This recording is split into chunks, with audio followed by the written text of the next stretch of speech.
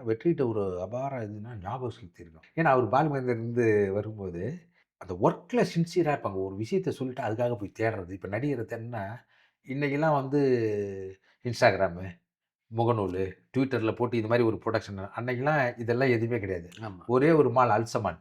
அங்க தான் வந்து சென்னையில இருக்க அழகான இளம் பெண்கள், ஆமா. இல்ல நவீனமா இருக்கிற அழகானங்கிறத விட நவீனமா இருக்கு. ஏன்னா போய் எதுவுமே அணுக முடியும். சவுண்ட் அண்ட் லைட் ஸ்டுடியோ இத வச்சுக்குவோம் விசிட்டிங் கார்ட. Are you interested in acting?